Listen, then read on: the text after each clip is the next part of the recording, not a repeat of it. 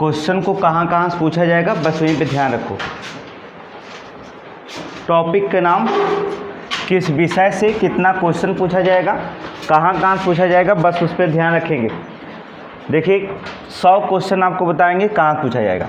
इतिहास से पूछा जाएगा, प्राचीन और मध्य इतिहास से 5 क्वेश्चन पूछा जाएगा। देखिए एशियंट और मेडिवल हिस्ट्री जो रखे जाएंगे वो 5 क्वेश्चन को रखा जाएगा पेट में। जो आपको जो होता है मॉडर्न हिस्ट्री जो रखी रहेगी, आधुनिक इतिहास जो रखा जाएगा 5 क्वेश्चन। इसलिए ज़्यादा हम लोग फोकस करेंगे आधुनिक इतिहास पर। आधुनिक इतिहास में हमने आपको परिचय बता दिया कि जो सामाजिक सुधारक से होते हैं, यहाँ से एक क्वेश्चन आता है सामाजिक सुधारक से। और सामाजिक सुधारक में हमने आपको बता दिया कि जैसे एग्जाम्पल में राजा राम मोहन राय, दूसरा हमने बता दिया रनाडे साहब, तीसरा हमने बता दिया आपको ज़्यादा से ज़्यादा गांधी जी के बारे में थोड़ा पढ़ेंगे। ठीक है, तो हम 15, 20, 25 लोगों का परिचय बताएंगे जो इसमें से क्वेश्चन आते हैं। इस 2 क्वेश्चन रखे जाएंगे। और देखिए मॉडर्न हिस्ट्री से जो होता है एक क्वेश्चन कहीं से पूछा जाता है, 1857 की क्रांति से एक क्वेश्चन पूछा जाएगा। ठीक है, और जो तो सारे जितने क्वेश्चन पूछे जाएंगे सब सोशल वर्कर अर्थात सामाजिक सुधार से पूछे जाएंगे। सामाजिक सुधार में क्या कुरीतियाँ थी, क्या बुराइयाँ थी, शिक्षा का विकास कैसे हुआ, यहाँ से 5 क्वेश्चन पूछे जाएंगे। तो 5 क्वेश्चन यहाँ से रखे जाते हैं। राजनीति पॉलिटिकल से 5 क्वेश्चन रखे जाएंगे।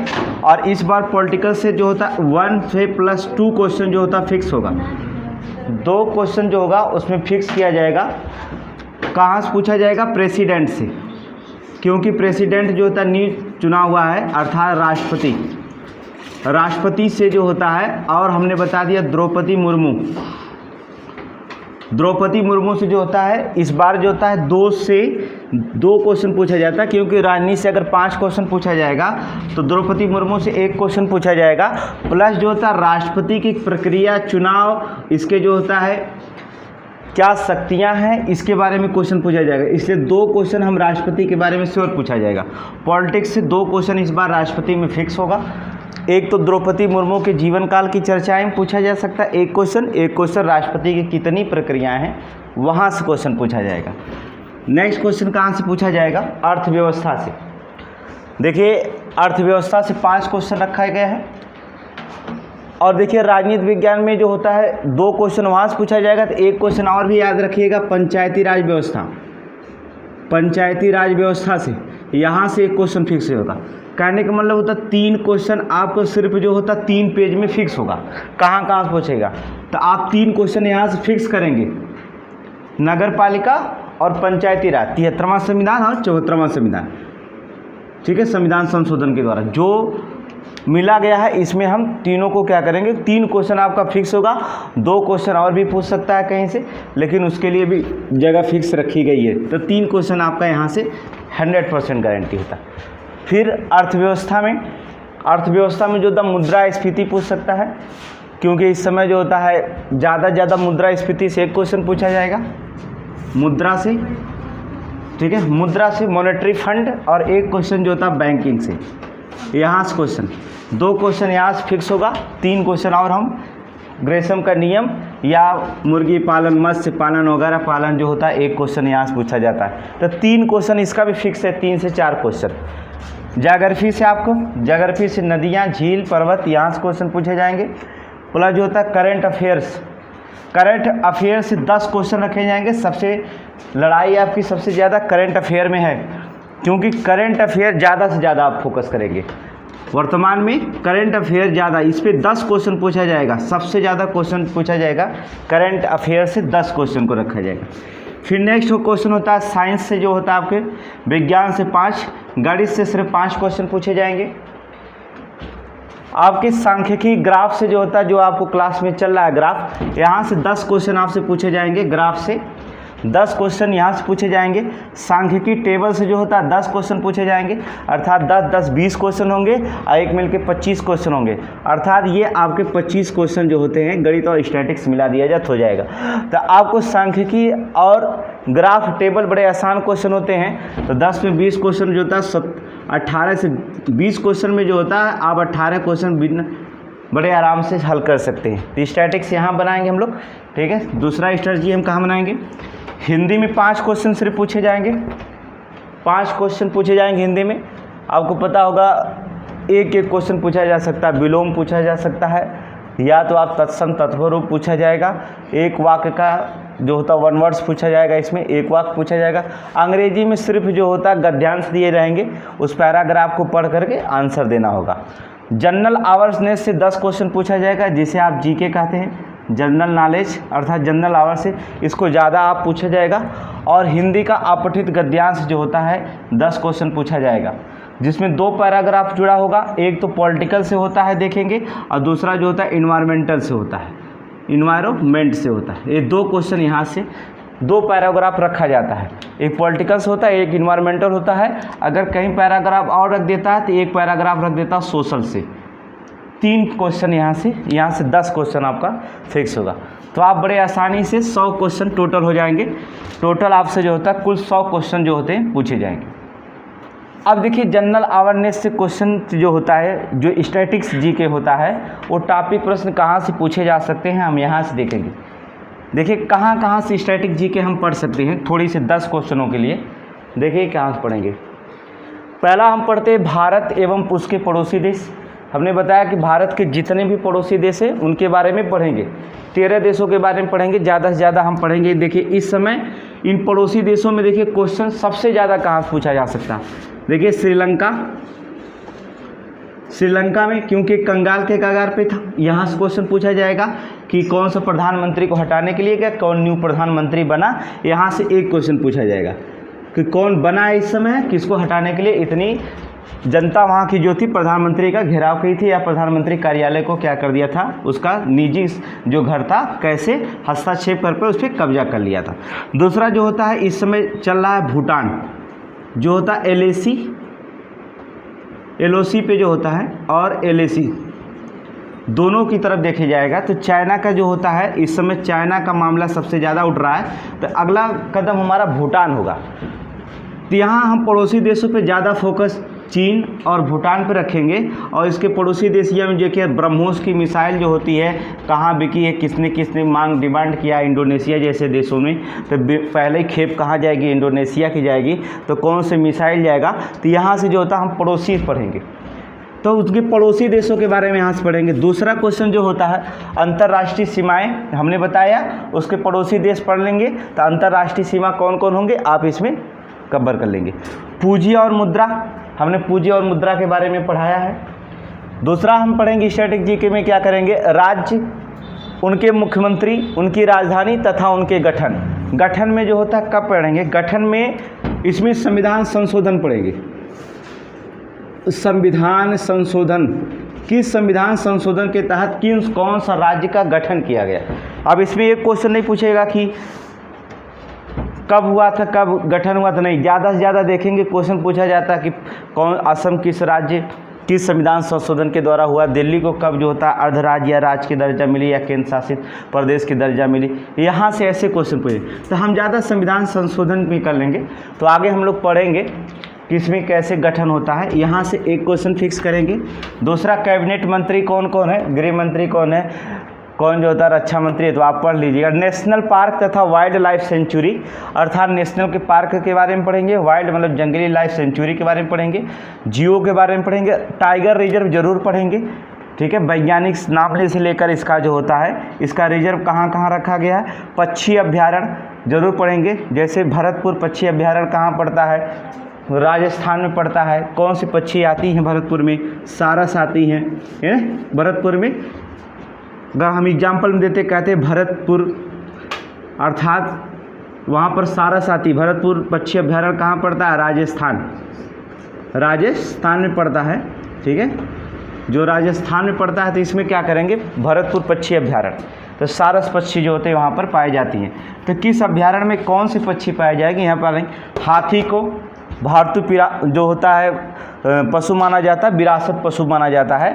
तो विरासत पशु की मान्यता कब मिली है ना, विरासत पशु की मान्यता कब मिली, और इसे विरासत पशु में क्या क्या नाम दिया गया था, तो इसको हम बारे में पढ़ेंगे।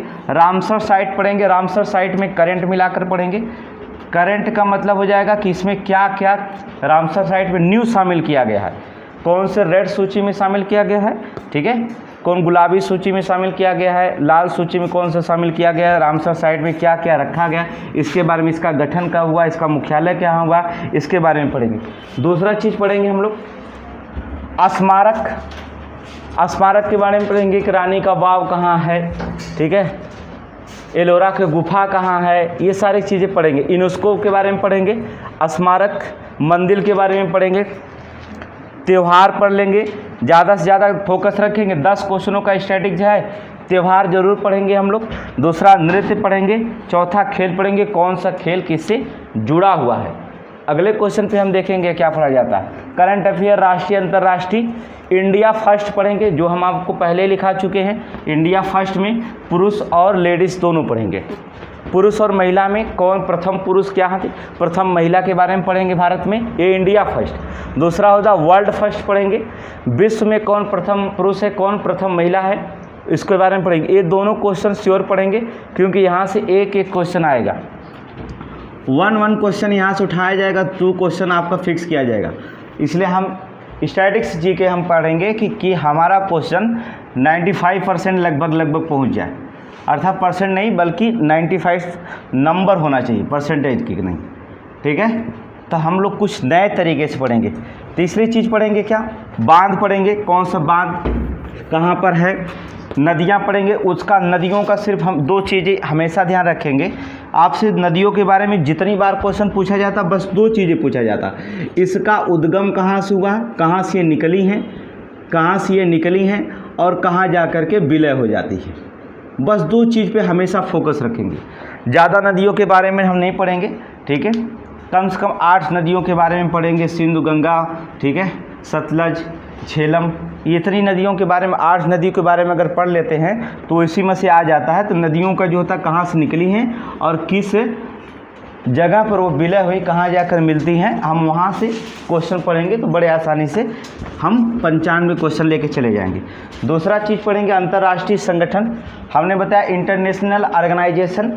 इस इंटरनेशनल ऑर्गेनाइजेशन में हमने आपको बताया सार्क पढ़ लेंगे, ठीक है, तो ब्रिक्स पढ़ लेंगे, बिम्स्टेक पढ़ेंगे हम लोग, SCO पढ़ लेंगे हम लोग, ठीक है। कुछ मिलाकर 7 से 8 संगठन से भी पढ़ेंगे।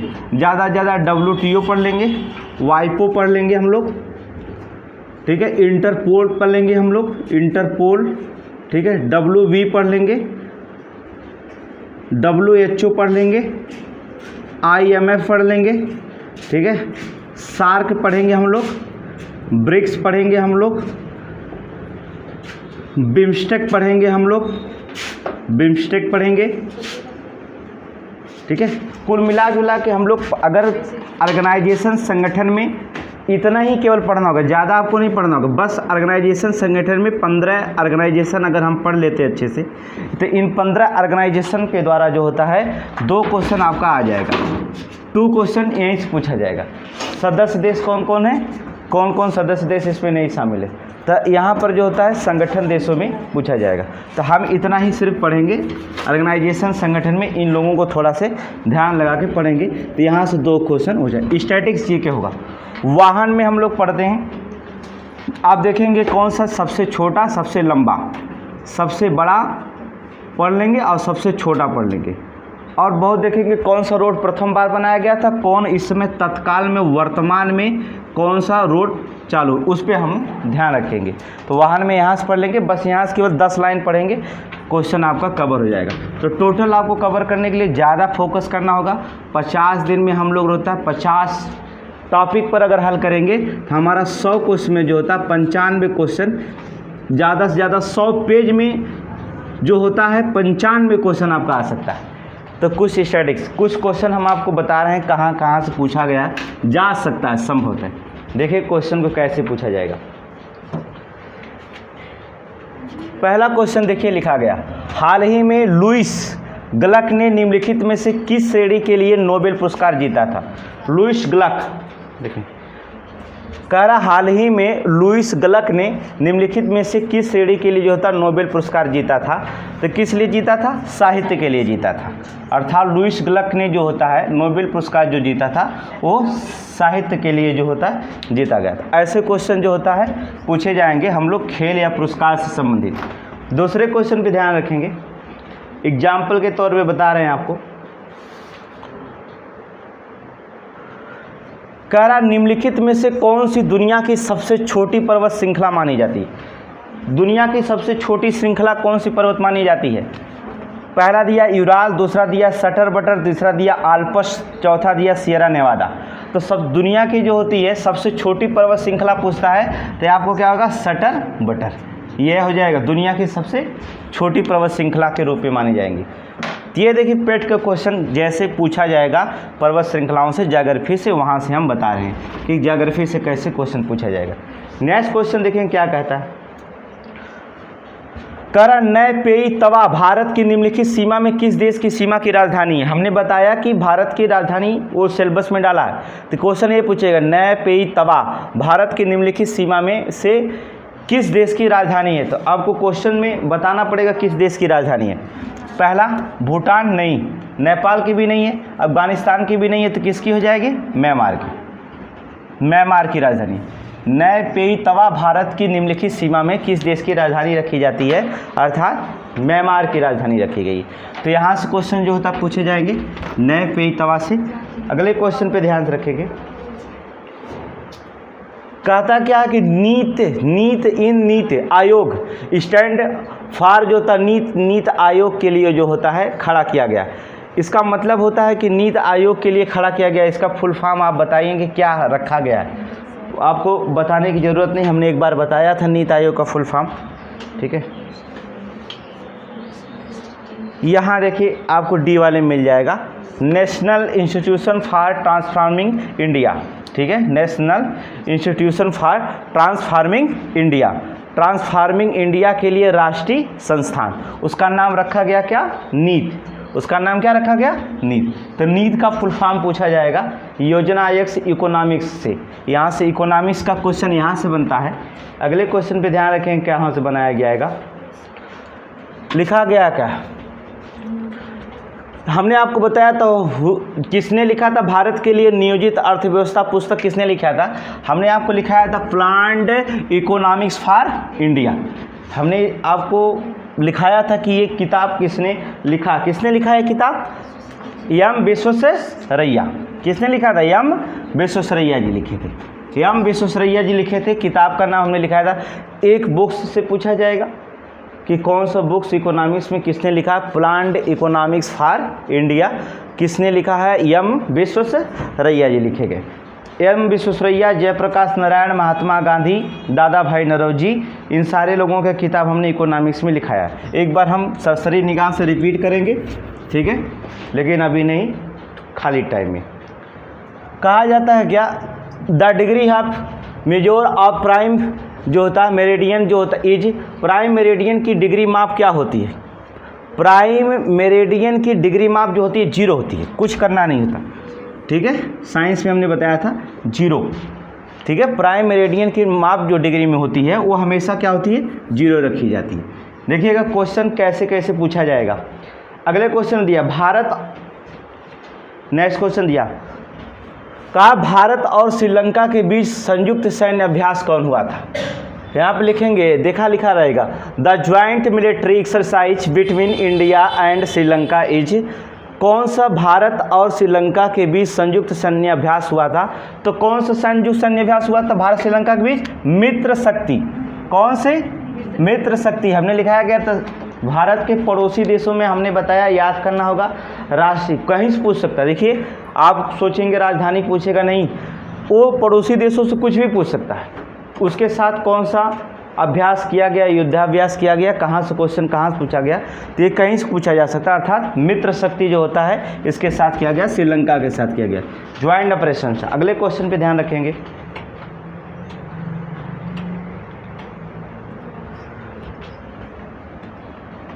कहा जाता है कि महासागर, दुनिया के 5 प्रमुख महासागरों में सबसे उथला कौन सा होगा।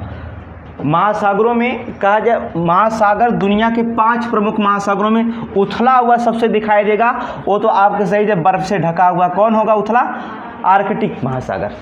आर्कटिक महासागर जो होता है, ये सब तो समतल में माने जाएंगे, लेकिन उथला हुआ सागर जो बर्फ से ढका हुआ ऊपर पहाड़ियों तक बना रहता है वो आपको कौन सा दिखाई देगा? आर्कटिक महासागर। अर्थात ये क्वेश्चन महासागर दुनिया के 5 महासागरों में सबसे उथला हुआ सागर कौन मानेंगे? आर्कटिक सागर दिखाई देगा। अगले क्वेश्चन पे ध्यान से देखेंगे। कहा कि जीवित जीवों और पर्यावरण के बीच बातचीत का अध्ययन किसके रूप में जाना जाता है? जीवित जीव रहे और पर्यावरण के बीच, जब उनके बीच में तालमेल होता है तो किसके रूप में होता है? पारिस्थितिकी कहलाता है। क्या कहलाता है? इकोलॉजी कहलाता है।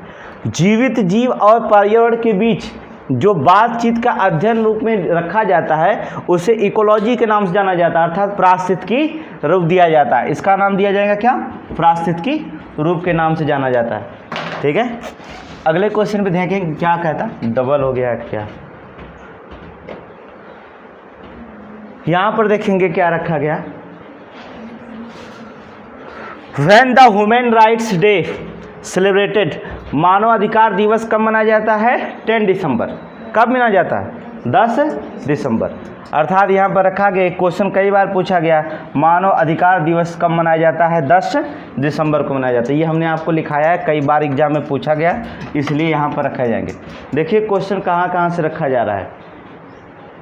Difference between GMT and IST, इस GMT के बीच अंतर और IST के बीच अंतर 5.5 घंटा। कितने घंटे का अंतर होता है? 5.5 घंटा। देखिएगा एग्जाम में थोड़ा सा दे देता -5 सही 30/60 या 1/2 मिनट ऐसे दे देता है। अब लड़के देखिए 5.5 तो लिखा गया ठीक है, लेकिन अगर इसको देखेंगे 5.5 माइनस लिखा गया तो 1 लिखा रहता है क्या? प्लस।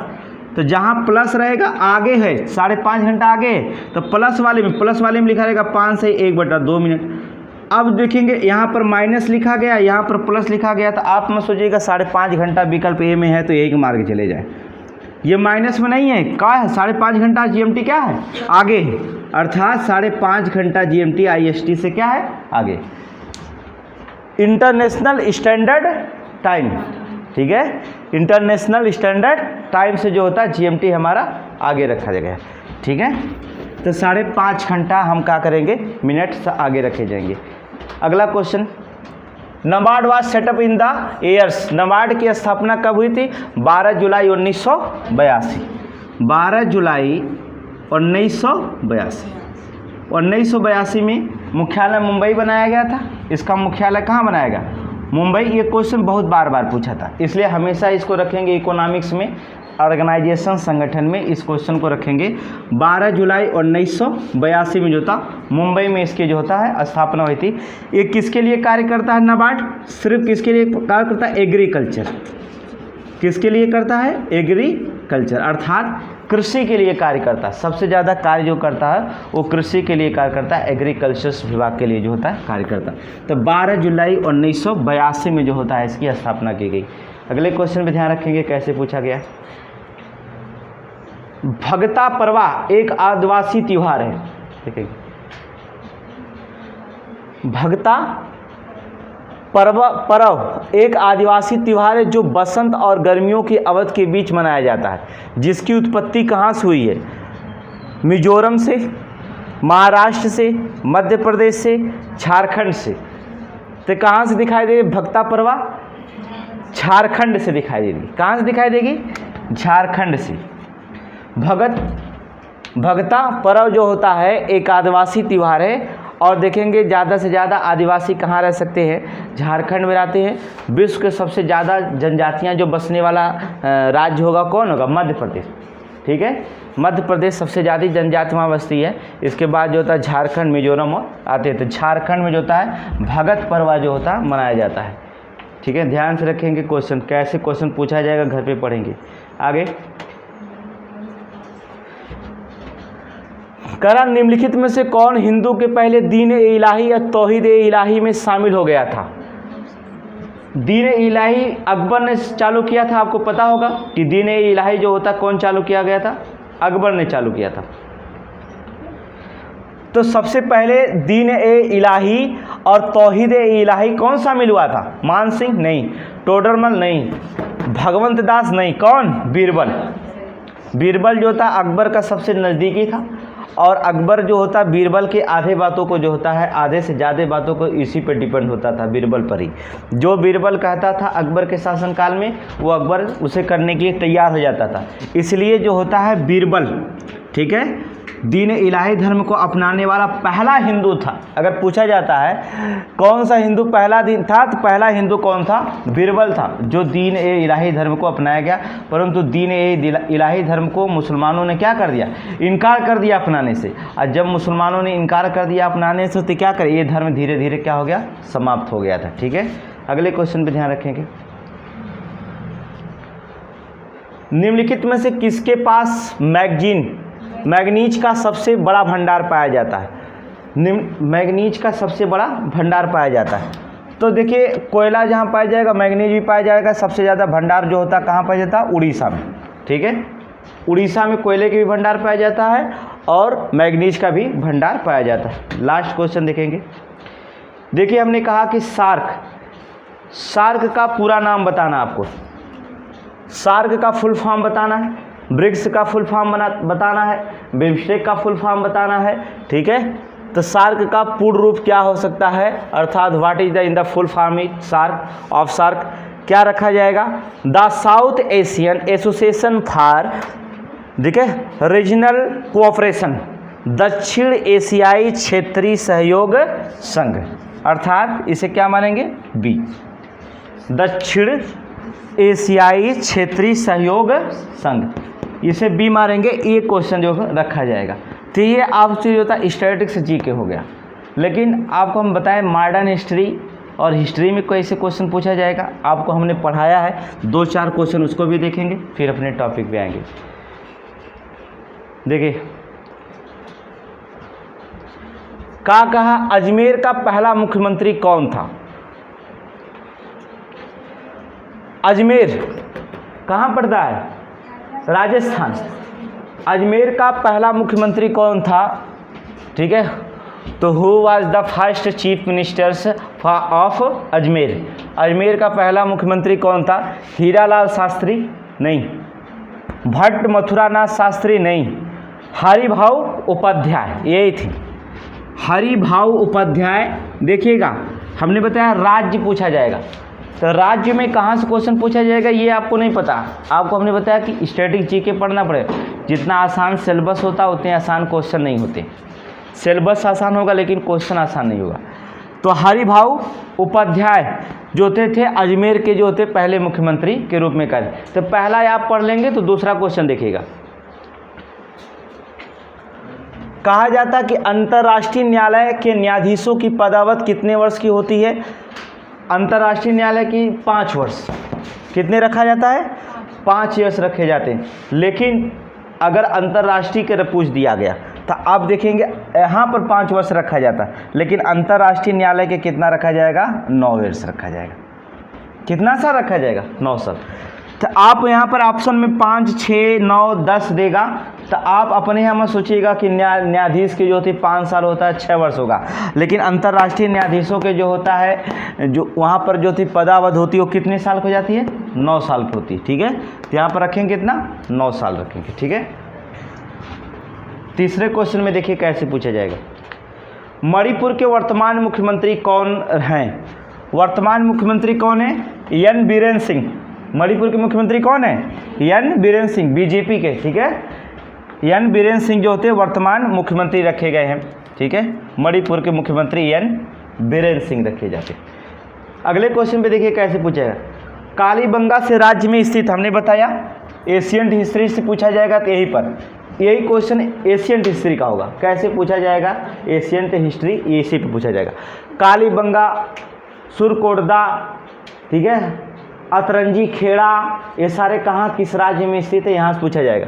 तो कालीबंगा कौन से राज्य में स्थित है? तो कालीबंगा कौन से राज्य में स्थित है? कालीबंगा कहाँ से? राजस्थान। कहाँ से? राजस्थान में स्थित है। कालीबंगा कहाँ स्थित है? राजस्थान में स्थित है। ठीक है, तो रखेंगे यहाँ पर कालीबंगा राजस्थान में स्थित रखा जाता है। अगला क्वेश्चन देखिए क्या है। कालीबंगा में किस फसल के अवशेष मिले हुए हैं? क्या मिले हैं कालीबंगा से? चावल के अवशेष कहाँ मिले हैं? राइस, अर्थात कालीबंगा में कौन सा अवशेष मिले हैं? अर्थात चावल के जो होते हैं अवशेष जो होते हैं यहाँ से प्राप्त किए गए हैं, चावल के अवशेष। ठीक है, देखेंगे ये आपका एशियंट हिस्ट्री हो गया, प्राचीन इतिहास। अब आगे देखिए क्या कौन सा इतिहास, यहाँ देखेंगे मॉडर्न हिस्ट्री की चलेंगे हम लोग। अंग्रेजों ने राय बहादुर की उपाधि किसे दी थी? राय बहादुर, ब्रिटिश जो होता है the title of Rai Bahadur कि जो होता, अंग्रेजों ने राय बहादुर की उपाधि किसको दी थी? फिरोज शाह मेहता को नहीं, जमाना लाल बजाज, माखनलाल चतुर्वेदी, पंडित रविशंकर शुक्ला, ये तो बाद में आए। अर्थात किसको दिया था? जमाना लाल बजाज। जो जमना लाल बजाज जो थे, जमना लाल बजाज महात्मा गांधी के चौथे पुत्र माने जाते थे, अर्थात महात्मा गांधी के 5वें पुत्र के रूप में विख्यात थे, 5वें पुत्र के रूप में जो थे विख्यात। तो यहाँ ये मॉडर्न हिस्ट्री हमने आपको पढ़ाया है जमना लाल बजाज के बारे में कि महात्मा गांधी को 5वां पुत्र माना जाता था जमना लाल बजाज।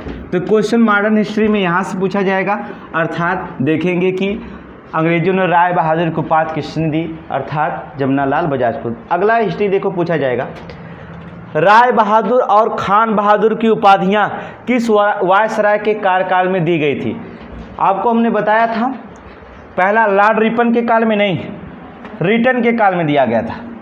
लॉर्ड रिटन के काल में जो होता है ये दोनों उपाधियाँ, राय बहादुर और खान बहादुर की उपाधियाँ जो होता है लॉर्ड रिटन के शासनकाल में उपाधियाँ दी जाती थी। तो ये लॉर्ड रिटन होगा। तो यहाँ से क्वेश्चन पूछा जाएगा। अगला क्वेश्चन देखिए कैसे पूछा जाएगा, मॉन्टेग्यू चेम्सफोर्ड अधिनियम पास, मॉन्टेग्यू चेम्सफोर्ड अधिनियम पास होने के समय इंग्लैंड का प्रधानमंत्री कौन था? मॉन्टेग्यू चेम्सफोर्ड हमने पढ़ाया था। उस समय जो होता था इंग्लैंड के जो होता है प्रधानमंत्री कौन था? मॉन्टेग्यू चेम्सफोर्ड के अधिनियम के द्वारा कौन था? लॉर्ड जॉर्ज था। पहला ही विकल्प आपका है लॉर्ड जॉर्ज। उस समय जो था जब मॉन्टेग्यू चेम्सफोर्ड अधिनियम पारित हुआ था भारत में, उस समय जो था इंग्लैंड का प्रधानमंत्री जो था कौन था? Lord George. क्वेश्चन यहाँ से पूछा जाएगा। ये एशियंट हिस्ट्री होता है, मॉडर्न हिस्ट्री। अब क्वेश्चन देखेंगे, भारत का प्रथम गवर्नर जनरल कौन था? कई बार क्वेश्चन पूछा गया। कौन था? Warren Hastings. अर्थात वॉरेन हेस्टिंग जो था भारत का प्रथम गवर्नर जनरल माना जाता था। ठीक है, गवर्नर जनरल कौन था? फर्स्ट गवर्नर जनरल से ऑफ इंडिया अर्थात हेस्टिंग था, अर्थात वॉरेन हेस्टिंग था। ठीक है, ये देखिए हो गया आपका मॉडर्न, खत्म हो जाएगा। अब अगला क्वेश्चन देखेंगे, भारत का अंतिम सराय कौन था? Lord Mountbatten. ठीक है, लॉर्ड माउंट बेटन जो था अंतिम वायसराय था। भारत का लास्ट जो होता था वायसराय जो था वो लॉर्ड माउंट बेटन था, अर्थात अंतिम वायसराय के रूप में जो होता है चुना गया था। तो लॉर्ड माउंट बेटन रखा जाएगा। ठीक है, अगले क्वेश्चन पे देखेंगे, कहता मुस्लिम लीग को प्रथम निर्वाचन का अधिकार कब दिया गया था? हमने आपको कॉपी पे लिखाया था कब दिया गया था। कब दिया गया था? पोर्टफोलियो लागू किया गया था, पार्लियामेंटों से मिले थे, अर्थात 1909 में। 1909 में जो होता है मुस्लिम लीग को प्रथम निर्वाचन का अधिकार दिया गया था। ये आपका क्या है? पॉलिटिक्स। समझ रहे हो ने? ये क्या है? पॉलिटिक्स। आप ना समझना हिस्ट्री है, पॉलिटिक्स में क्वेश्चन यहीं से पूछा जाएगा। दो क्वेश्चन हमने बताया कि पॉलिटिक्स से राष्ट्रपति, ये क्वेश्चन कहाँ से पूछा गया है? संवैधानिक विकास। जब पढ़ेंगे संवैधानिक विकास, कब से पढ़ेंगे संवैधानिक विकास? 1772 से लेकर के 72-73 से जो होता है प्रथम उच्च न्यायालय की स्थापना, अधिनियम 1774 के द्वारा अधिनियम के तहत। यहाँ से पढ़ेंगे हम, कब तक पढ़ेंगे? 1947 तक।